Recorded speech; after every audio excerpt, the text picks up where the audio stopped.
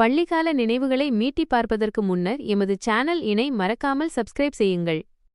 பள்ளிப் பருவம் வாழ்க்கையின் பொன்னான காலம்.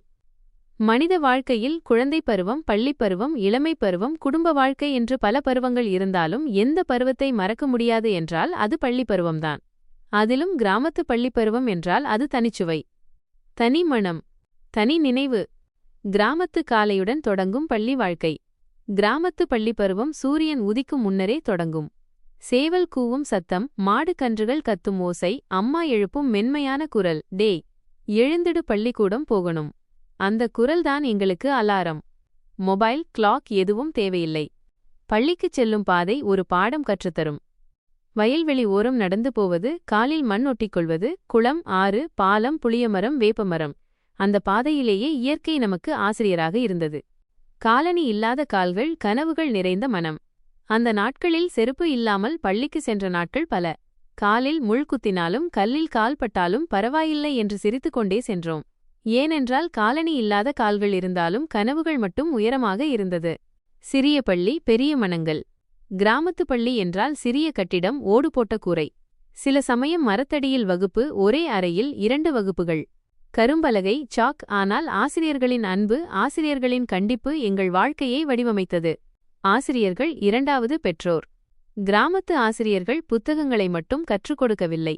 அவர்கள் கற்றுத்தந்தது மரியாதை, ஒழுக்கம், நேர்மை, உதவி மனப்பான்மை. ஒரு அடி அடித்தாலும் அதற்குள் அன்பு இருந்தது. அந்த அடிகளை இன்று எங்களை நேரான பாதையில் நடக்க வைக்கிறது. நண்பர்கள் குடும்பத்துக்கு அடுத்த உறவு. கிராமத்து பள்ளிப்பருவத்தில் நண்பர்கள் என்றால் சகோதரர்களைப் போல. ஒரே பெஞ்ச், ஒரே புத்தகம், ஒரு பிஸ்கட் ஒருவன் கொண்டு வந்தால் அனைவருக்கும் பகிர்ந்து சாப்பிடுவோம். என்னோடது உன்னோடது, உன்னோடது என்னோடது, இதுதான் கிராமத்து நட்பு. பள்ளி இடைவேளை என்றால் அது எங்களுக்கு ஒரு திருவிழா. கிட்டிப்புள்ளு, கபடி, கண்ணாமூச்சி, நொண்டி விளையாட்டு, 8 பெட்டி சிரிப்பு கத்துதல். அந்த ஒலி இன்னும் காதில் ஒலிக்கிறது. கிராமத்து பள்ளி சாப்பாடு இன்றைய பீட்சா, பர்கர் மாதிரி இருக்காது. கஞ்சி, பழஞ்சோறு, உப்பு கஞ்சி, அம்மா கட்டித்தந்த தயிர், இவைதான். ஆனால் அதில் இருந்த அன்பு எந்த ஹோட்டலிலும் கிடைக்காது. கிராமத்து பள்ளியில் சுதந்திர தினம், பொங்கல், விளையாட்டு விழா என வரும்போது முழு கிராமமே பள்ளிக்கு வரும். மேடை, நாடகம், பேச்சு போட்டி. அந்த ஒரு நாள் நாங்கள் எல்லாரும் ஹீரோக்கள். பள்ளி முடிந்ததும் வீட்டு வேலை, வயல் வேலை, மாடு மேய்ப்பு. ஆனால் எங்களுக்கு சோர்வு இல்லை.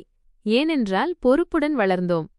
இன்று நினைத்தால், இன்று மொபைல், கம்ப்யூட்டர், பெரிய பள்ளிகள் இருந்தாலும் அந்த கிராமத்து பள்ளி பருவம் திரும்ப வருமா என்றால் இல்லை. அந்த காலம் நமக்கு கற்றுத்தந்தது குறைவில்லாத மகிழ்ச்சி, உறவுகளின் மதிப்பு, உழைப்பின் பெருமை, ஆசிரியரின் உயர்வு. இந்த பாடங்கள் எந்த புத்தகத்திலும் இல்லை.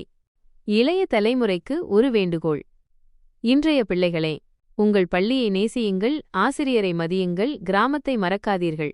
ஏனென்றால் கிராமத்து பள்ளிப் பருவமே உங்களை மனிதனாக மாற்றும். கிராமத்து வாழ்க்கையில் பள்ளிப்பருவம் என்பது ஒரு காலகட்டம் அல்ல, ஒரு உணர்வு, ஒரு வாழ்நாள் நினைவு. அந்த நினைவுகள் எங்கள் கண்களில் கண்ணீராகவும், உதட்டில் சிரிப்பாகவும், மனதில் பெருமையாகவும் இன்றும் வாழ்கின்றன.